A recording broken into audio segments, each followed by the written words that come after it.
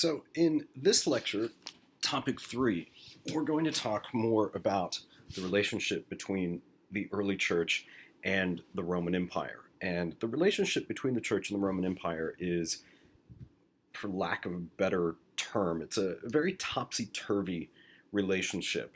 Sometimes it goes well, sometimes it doesn't, sometimes it's mediocre.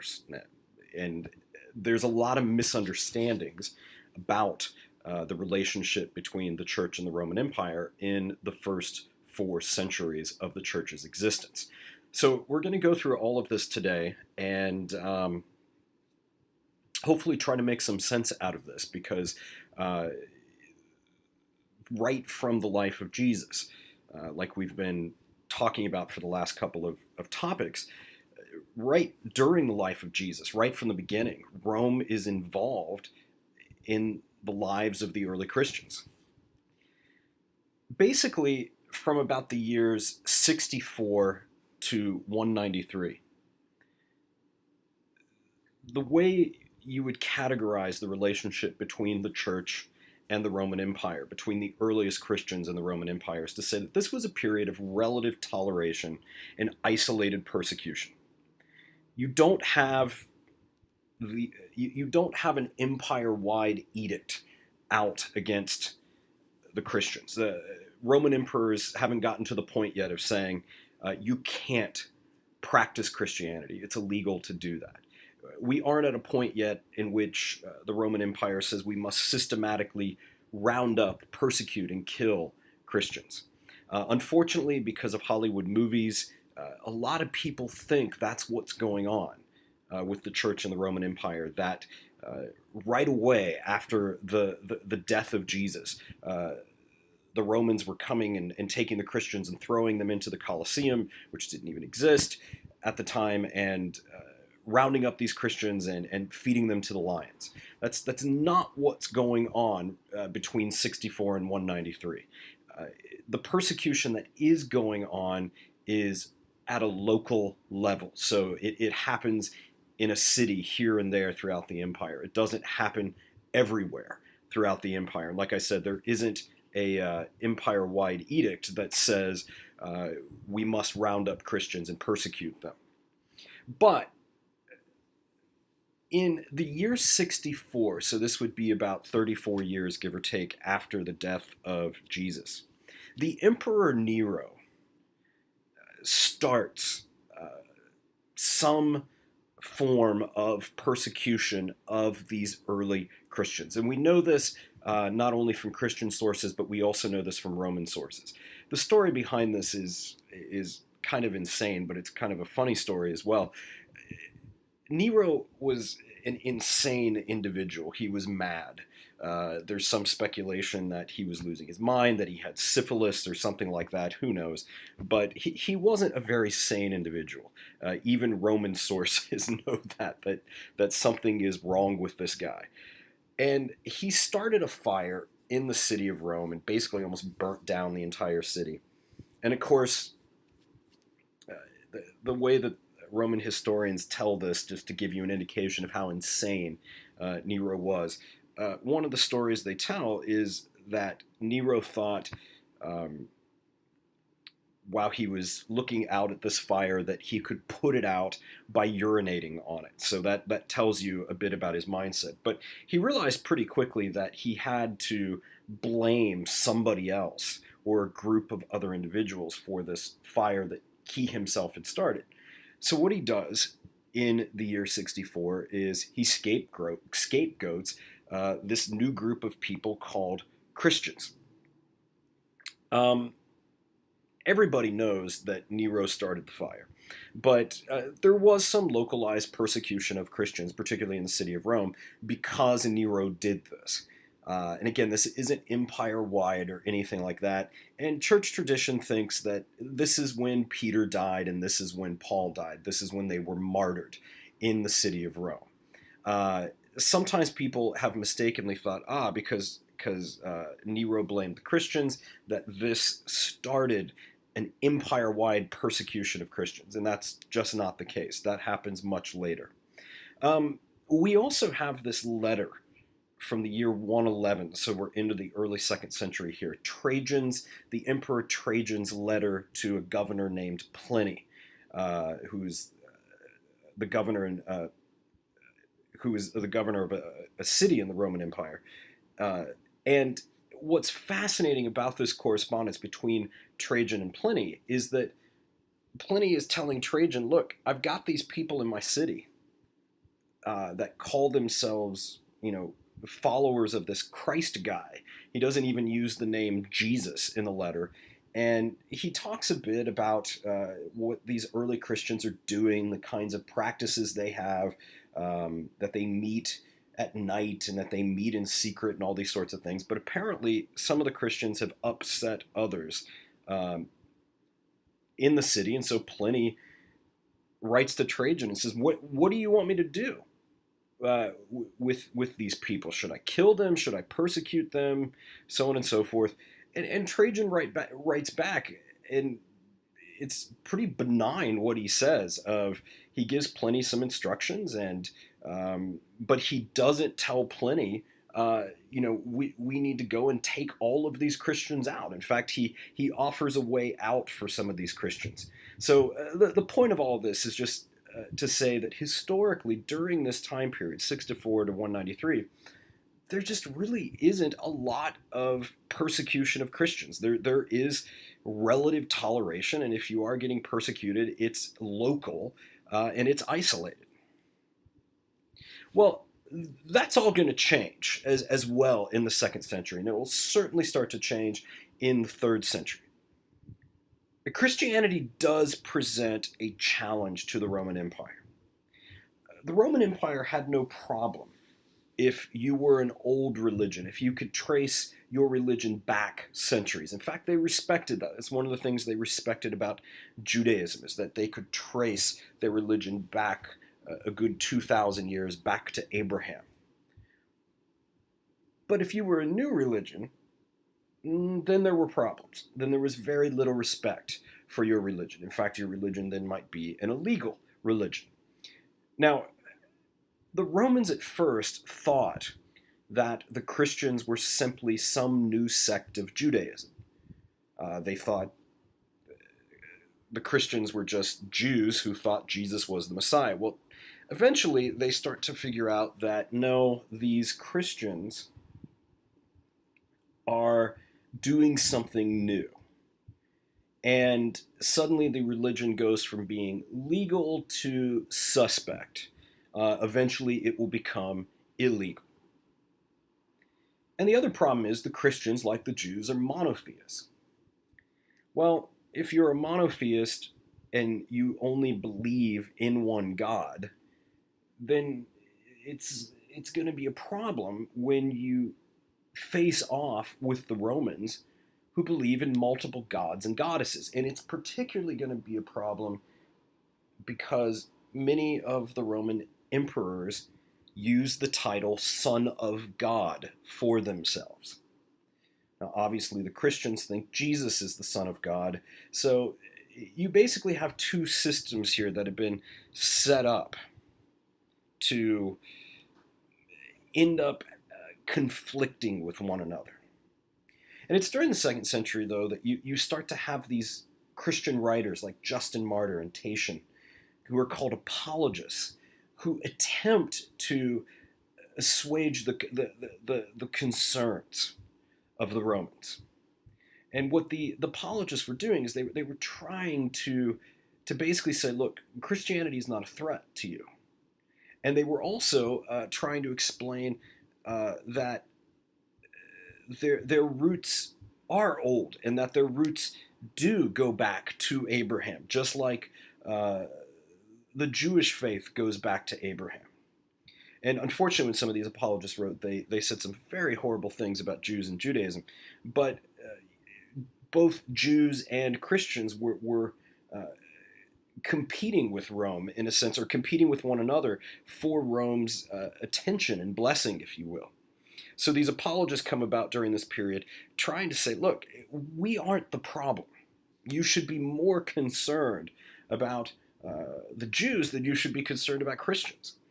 So it's a very, very strange period of time in which the Christians are trying to tell the Romans, um, we're not the problem, yet at the same time, they have a religion that doesn't fit well into the Roman system. Because again, if you only believe in one God, you're going to start running up against problems, especially when the emperor thinks he is God's son or a son of God or something like that.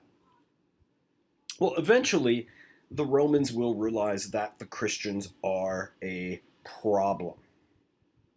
And they do come into conflict somewhere in the mid late second century, and certainly on into the third century with the earliest Christians. In fact, one of the methods for trying to persecute the Christians or to get the Christians to abandon their beliefs is simply to kill the bishop of a particular city or area. The idea is if you kill the bishop, you decapitate the head of the community. A lot of bishops like Polycarp and Smyrna were martyred by the Romans, and this was being done to send a message to anyone who was following Jesus. Polycarp got in a bit of trouble around the year 165 by calling out the Romans. In fact, when he was being martyred, he said that the Romans were atheists and that the Christians were not. One of the charges that the Romans often leveled against the Jews and the Christians is that because they only believed in one God and not multiple gods and goddesses, they were in fact atheists. And so Polycarp turns this all around and says, no, we're not the atheists. You Romans are the atheists. And right down to his dying breath, he is saying, look, it's you guys are the problem, not us. Well, the question is really, what do the Romans want from these Christians? Basically, if you look at the literature from this period, the history from this period, you realize that the Romans just want the Christians to go through the motions and the actions, particularly at the state festivals that honor the emperor. There are cases actually where some of the Romans go and tell the early Christians, if we don't really care if you believe in anything we believe in or not, just go through the motions. It's like saying, go and offer some incense on the altar to the emperor and just cross your fingers and put them behind your back. We don't care if you believe in any of this or not. Just go through the motions. But most of the Christians, especially people like Polycarp, the bishop in Smyrna, weren't willing to do this. So eventually this will lead to the systematic persecution of Christians. Certainly by the time you get out of the second century, we start to see the systematic persecution of Christians. But again, this takes a while to develop, and it's certainly not going on in the first century during the time of Jesus and his earliest followers. When we get into the third century and into the fourth century, Christianity's challenge of monotheism, Jesus is the Son of God, etc., becomes very, very problematic for the Roman Empire. In the third century, empire-wide persecutions are ordered by two individuals, two emperors, Decius 249 to 251, and Valerian, who was in power from 253 to 260. This is where, here in the third century, we're really start to get bad for the Christians. The great persecution of the Christians that's remembered in Christian history and in Christian literature is Diocletian's great persecution, which occurred from 303 to 305. This is where Christians were being round up, they were being fed to lions, all that sort of stuff. This is when it happens. And again, what's going on here is the Christians won't worship the emperor.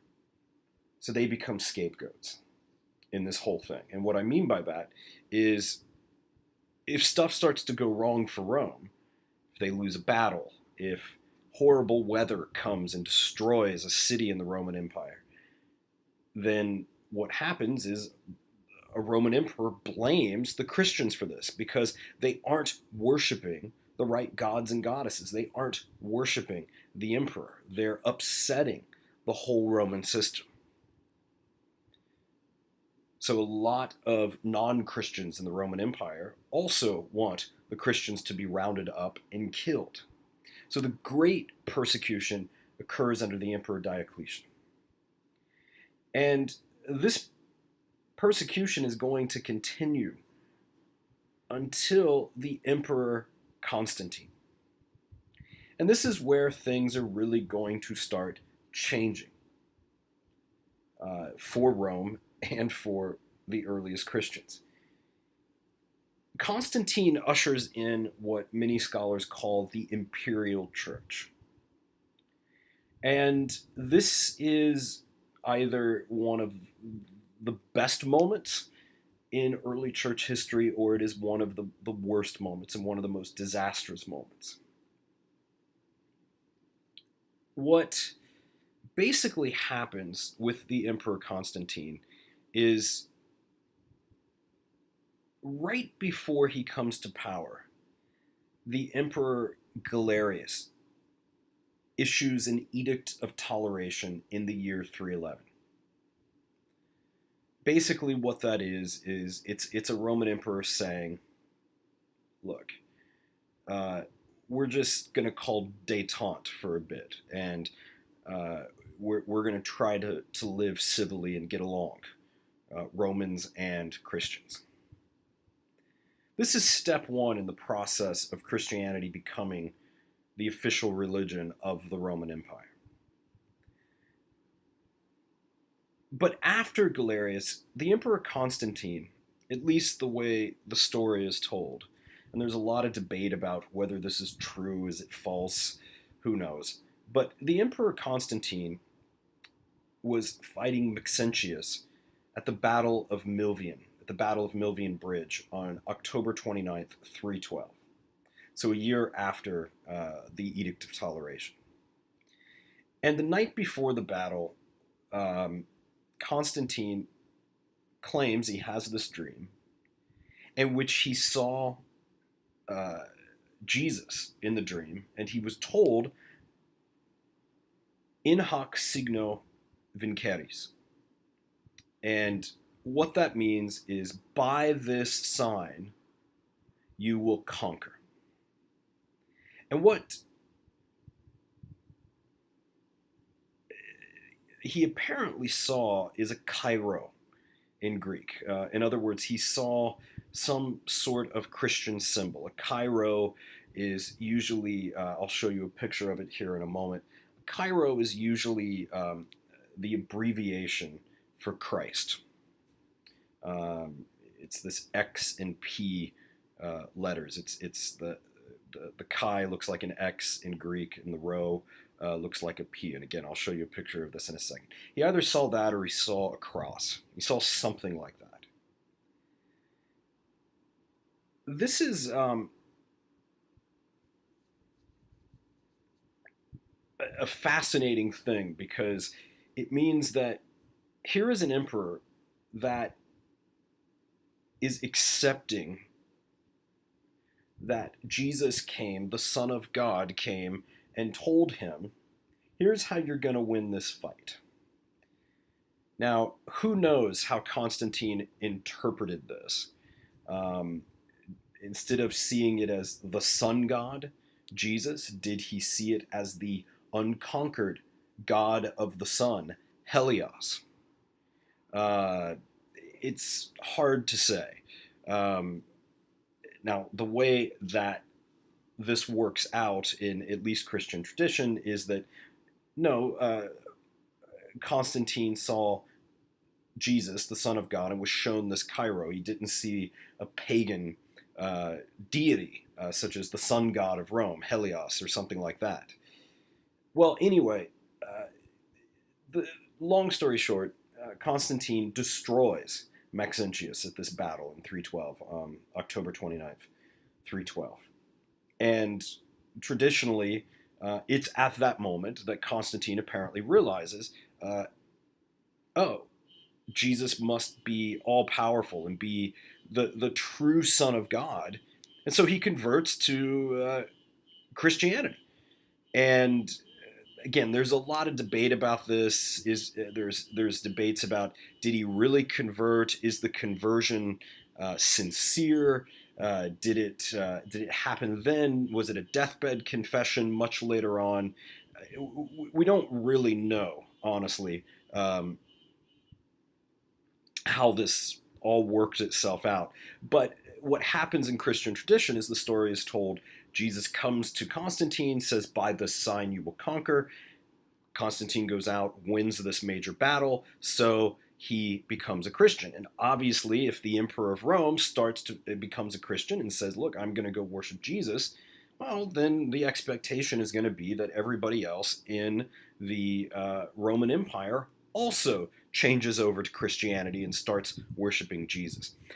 But, and you might already have thought of this creates some really interesting theology here with Jesus, because if this is all true, it means that the Jesus of Matthew, Mark, Luke, John, who is teaching love and turning the other cheek and loving your enemy and praying for them, suddenly has no problem with telling a Roman emperor what to do so that his army can win battles.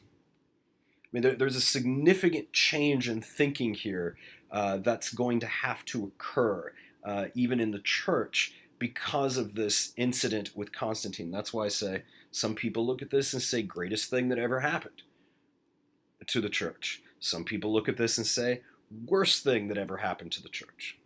And we will come back to that in a lot of lectures that are going to come up throughout this course. So here's what a Chi-Rho looks like if this is what he saw. So you see that X shape and you see that R shape or P shape in the picture. The X is the Chi, the P is a rho. So it's the R in Greek, but it looks like a P to people who read it. And that is the abbreviation for Christ, for Christos, for the Messiah, which is what the word Christ means. And there on your left, there's an alpha, the first letter of the Greek alphabet, that thing that kind of looks like a tent or an A. The thing that looks like a W is a long O in Greek, that's an omega. So you have the first letter of the Greek alphabet, the last letter of the Greek alphabet. So what this symbol is conveying is Christ, the alpha and the omega, the beginning and the end. Well, after Constantine's conversion, he issues the Edict of Milan. Christianity is now recognized as a religion that's acceptable, and the persecution ends. You don't just have toleration anymore. You have an emperor who supposedly accepted this religion and accepted Jesus as the Son of God. Now, obviously, one might say, well, this is a great thing for the Christians because the persecution has stopped. That's true. On the other hand, what's about to happen is the church and state, the church and the empire, are going to have to combine. So there is going to be no more separation of church and state, and this is going to cause compromises and all sorts of power struggles between church and state, bishops and emperors, and eventually popes and emperors, and later on popes and monarchs.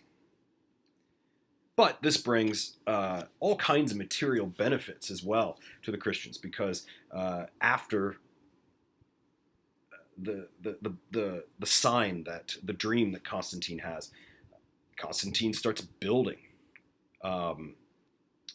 He starts building buildings, major religious buildings for the Christians. One thing he does is he creates the Lateran Palace in 1308, which was the papal residence, the residence of the Pope till 1308. He builds the Basilica, the Church for St. Peter in Rome, which is where the Vatican is today. He starts favoring bishops and priests over Roman senators and governors throughout who govern over Roman cities throughout the empire. I mean, what's going on here, if you want to think about this cynically, is bishops, priests, other Christian leaders who didn't have power or influence suddenly have power and they have influence. And if we know anything about history, often with power comes corruption.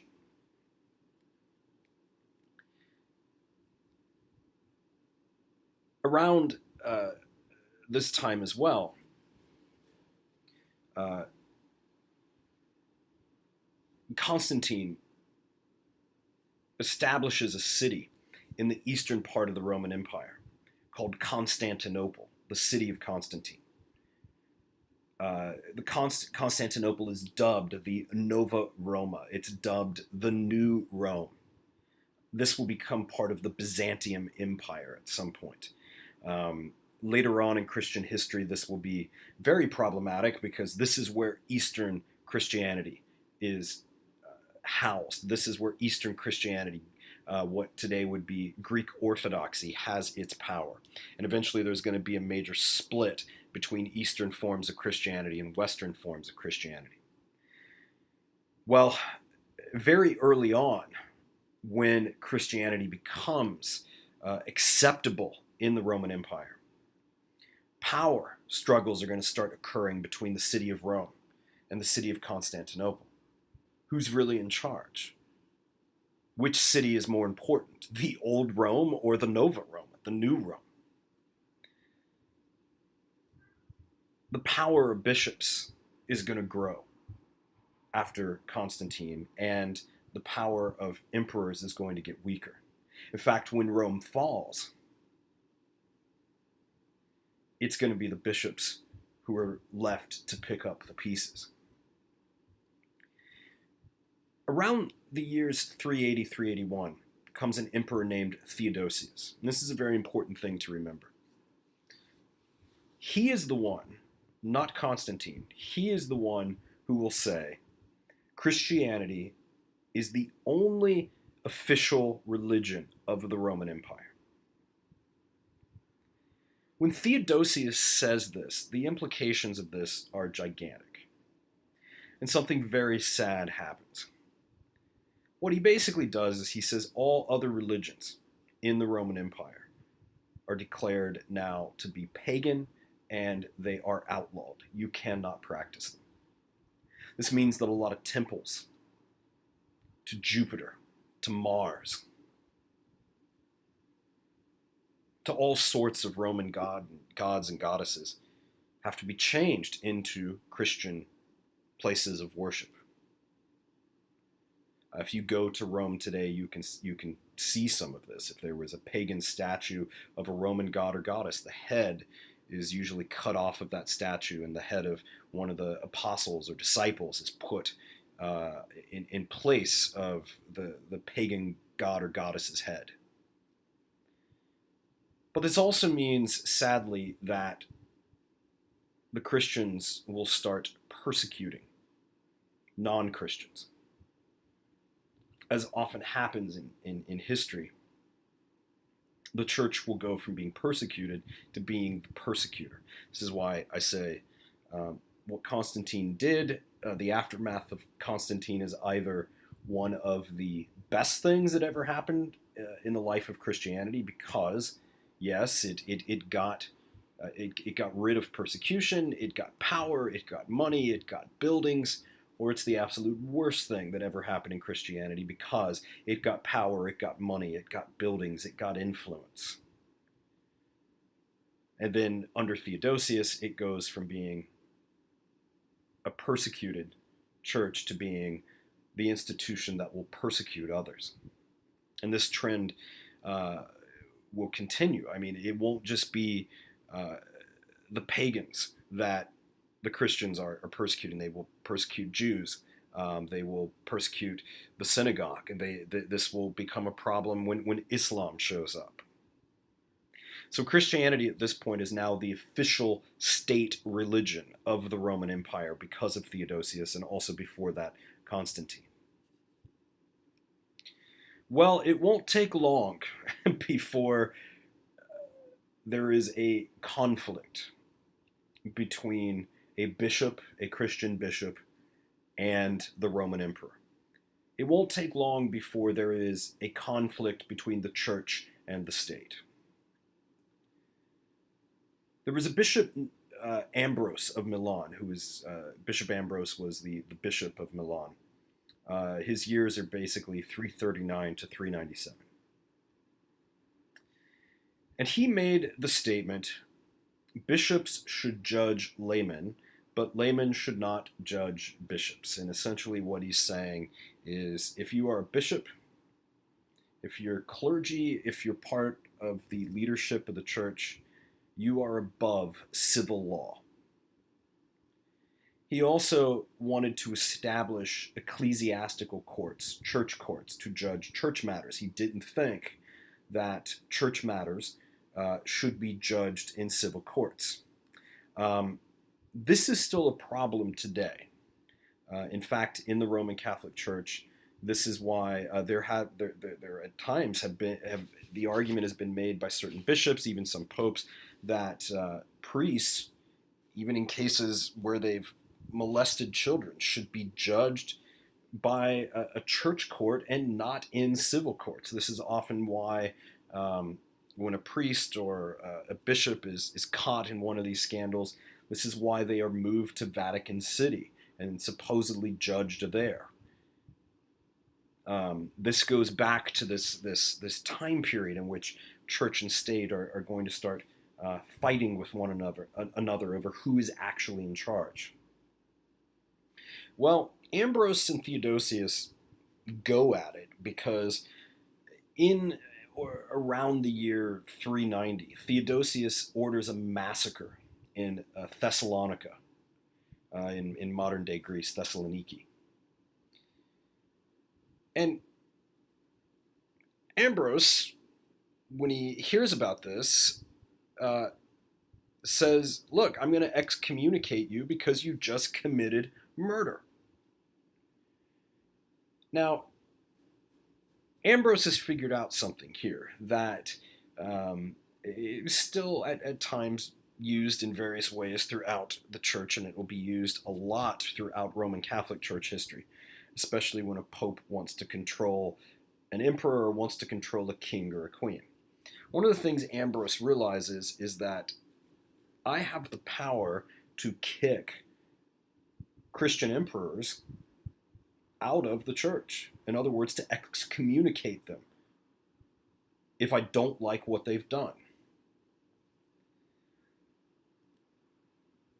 The effects of Ambrose's thinking here are profound. And like I said, they're going to continue on and on and on throughout church history. What Ambrose tells Theodosius, and in fact he's shaming Theodosius, is that Theodosius has to come to him in public and repent for his sins. This means that he will have to, Theodosius as an emperor, will have to kneel before Ambrose, perhaps kiss his ring, beg for mercy. Now, the symbolism of this is very, very clear, because it means the public is suddenly going to see an emperor bowing before a bishop, which is going to say the bishop has more power than the emperor, that the church has more power than the state. Well, instead of the emperors being the Son of God and in charge of everything, after Theodosius goes through this, the emperors will start to say that they are brothers of the bishop, of the bishops, and protectors of the faith. They're trying very, very hard to say that, well, we're equals, but that's not exactly what bishops like Ambrose think. They're saying, no, you aren't equal to us, you are less than us. And this raises a really profound question. Will the emperors lend their army to the church if the church needs them? This is also going to raise a lot of questions for the church, like, is it all right for us to use the army of the Roman Empire? Eventually, this is going to turn into a doctrine known as the just war theory, which we'll talk about later on. But this is again why I say some people will say this is the best thing that ever happened to the church. Some people will say Constantine Theodosius, worst thing that ever happened to the church. Because now the church has to justify its power. It has to justify violence. It has to justify all these things that weren't there. And is this, as some have certainly asked, is this the type of community Jesus imagined? Remember, Jesus is a poor Jewish peasant who worked as a carpenter and who was teaching things like love your enemy, pray for the one who persecutes you, give all your possessions to the poor. And these leaders know that, and it raises all kinds of questions for the life of the church and where all of this is going to go next. And remember, the church is going to start getting all the money and all the power, especially when Rome falls. Well, we're going to keep talking about this and some other things in topic 4, but it's important to reflect on this because some people will think and justify that, yes, this is the greatest thing that happened to Christianity, because the truth is Christianity probably wouldn't have survived as a world religion if all of this hadn't happened. On the other hand, people argue, and I think just as plausibly, that this is where you start to see the beginnings of a lot of problems in the church that keep coming back up. Remember, as I said in our very first topic, ignorance is not bliss. And as some scholars would say, the church still hasn't come to grips with what happened when it became the beacon of power because of Constantine and Theodosius.